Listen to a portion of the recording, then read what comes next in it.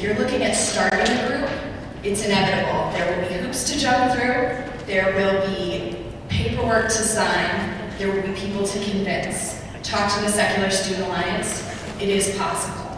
But there are difficulties in running a group, and I have faced the problem of trying to advertise for my group and doing the public relations, trying to grow our group from 10 people to hopefully everyone, but it's been a long ride.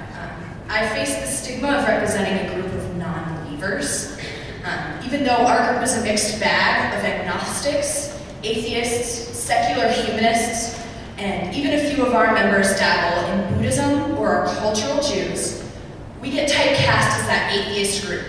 There's no difference to our religious peers. I often find myself filling the role of secretary, treasurer, president. It comes with having a brand new group. It also comes with having a group at a law school where people are incredibly busy, and the closer you get to finals, the closer you will see a group of people who are reaching insanity. So there's a lot to be done. Dealing with the bureaucracy of my school and planning events is a huge hassle despite its small size.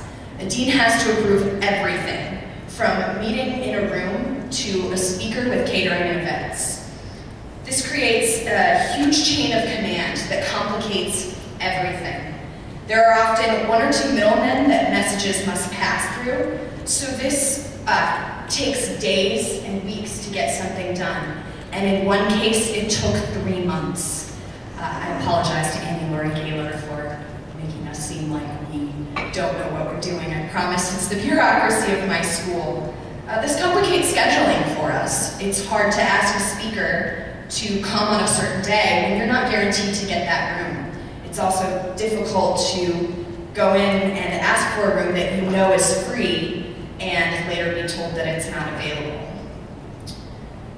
There's also the lack of funds available at such a small school.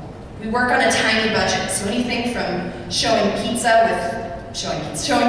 with pizza to organizing a speaker from out of town is extremely problematic. And thank God for the Secular Student Alliance. Many of these issues complicate one another. For instance, how do you have a fundraiser when people are reluctant to support your cause? This year, we're trying to be a part of the faith-based communities, the Christian and Jewish societies on campus. And while our objectives are wholly different, we're still perceived as the same as faith-based groups. Indeed, one of the most difficult aspects in taking part in a secular law group is the perception others have of you and your group. I attend a school known for its environmental law program and its advocacy-based courses. But even at an advocacy school, we have encountered roadblocks and sometimes feel like outsiders. In a time of social networking, we have to take greater precautions than our religious peers. A lot of group members have asked me to make our Facebook page private so that future employers or even their family members won't see their extracurricular activity. The fear of being a non-believer, a known non-believer, exists. The judgmental looks can be apparent, and I know that I have lost potential friends.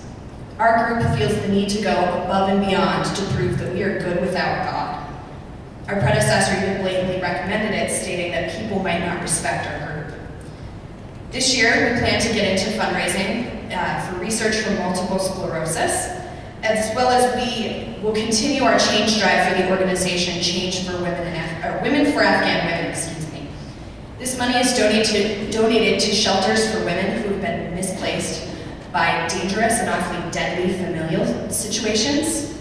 As we all know in this room, these situations can be the direct result of the religious doctrines in these families and communities. However, our club does not and feel that we cannot advertise this as the reason to support the organization. We try to stray away from the religious issues when we're in the limelight of our small school. Last year, we had Mike Newdow come speak about his struggle to remove "Under God" from the Pledge of Allegiance. In advertising for this event, I often found myself explaining that "Under God" is a relatively recent addition to the Pledge of Allegiance. Most of my peers were under the impression that us pesky atheists were trying to change an American tradition. They thought we should leave well enough alone. I found myself educating that it was the religious who changed the tradition, and that we wanted to have a secular pledge in its original form, not to mention barring schools from indoctrinating children. So yes, even at Vermont Law School, being an atheist does seem controversial. My school has 600 students, and in that community, I'm perceived as being anti-religious. And this is a reputation we're trying to avoid as the Secular Law Student Alliance and VLS. People seem to misunderstand the meaning of the word secular. We don't oppose religious beliefs, rather we would just like to keep those beliefs out of our political system. Even my parents don't seem to understand the difference, and I know I don't face this struggle alone. Familial complications and desires for acceptance run rampant among group members. After coming out as an atheist, I had to convince my parents over and over that I am still a good person, that I know what I'm giving up, and that I understand what I'm gaining, which is more important. My father makes comments that running a secular group will impede my ability to find jobs, and perhaps it will. They both voiced concerns over this conference. They said it would ruin my future. So I'll take that chance. You know, had I been speaking at a National Garden Convention, a Young Republican Convention, or a Federalist Convention, they might have been proud. And in all our endeavors, whether scholastic, professional, or personal, our group struggles to combat the belief that morality and ethics only arise out of a deep belief in something greater than ourselves. And I understand that mindset. As a child, indoctrinated into this religious thinking, I was also under the impression that atheists were devil worshippers, whom I should not associate with. I changed my mind, however, when a close friend of mine casually admitted to being a non-believer. I personally began to realize that you can be good without God. And as I looked into secularism and began to study science, I questioned my own faith.